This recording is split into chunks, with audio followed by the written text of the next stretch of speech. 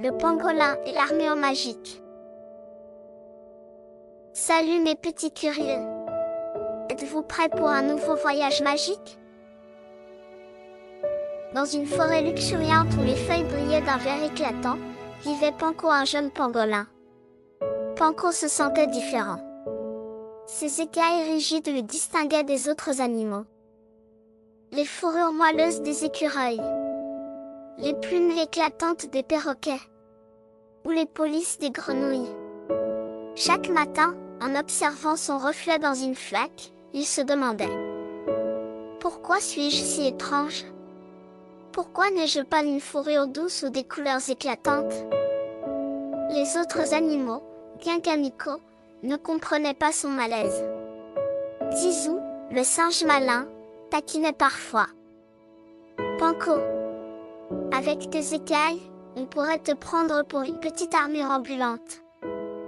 Ces remarques faisaient sourire les autres. Mais Panko baissait les yeux peinés.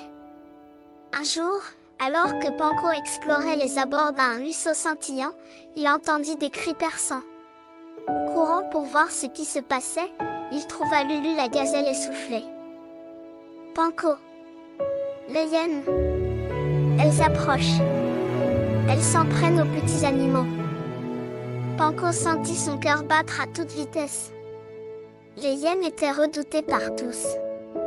Il vit les oiseaux s'envoler, les lièvres se cacher dans leurs terriers, et même les singes grimper en haut des arbres. Mais que pouvait-il faire? Panko rejoignit les animaux réfugiés dans une clairière.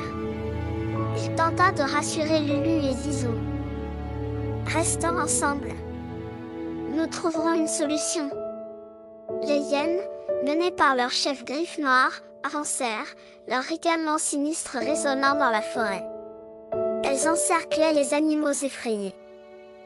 On va tous être dévorés, pleura un écureuil. Panko sentit une étrange détermination monter en lui. Il ne pouvait pas rester là sans rien faire. Alors que Griffe Noire bondit vers un groupe de petits animaux, Panko se plaça devant eux. Il s'enroula fermement, ses écailles formant une barrière impénétrable. Les hyènes tentèrent de mordre, mais leurs crocs glissaient sur l'armure naturelle de Panko. Qu'est-ce que c'est?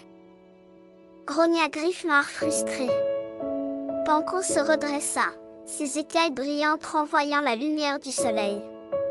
Ce reflet éclatant aveugla les hyènes, les forçant à battre en retraite. Nous reviendrons, hurla Griffe Noire avant de disparaître dans les bois. Les animaux s'approchèrent de Panko, les yeux pleins de gratitude. Tu as sauvé la forêt, Panko, s'exclama Lulu. Zizou, habituellement taquin, posa une main amicale sur l'épaule de Panko. Je savais que tes écailles étaient spéciales. Panko, surpris, regarda ses écailles. Pour la première fois, il les vit comme une force et non comme un défaut. Le vieux hibou, le sage de la forêt, déclara: Panko, ce qui te rend différent te rend aussi unique. Ton armure est un don précieux. Dès ce jour, Panko devint le protecteur officiel de la forêt.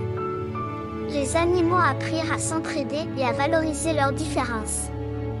Chaque soir, autour du feu de camp, Panko racontait ses aventures, inspirant les jeunes animaux à être fiers de ce qu'ils étaient. Panko marchait fièrement dans la forêt, ses écailles étincelant sous le soleil. Il avait appris une grande leçon. Être différent, c'est être extraordinaire.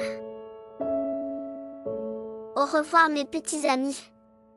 N'oubliez jamais, votre force intérieure est votre plus belle armure.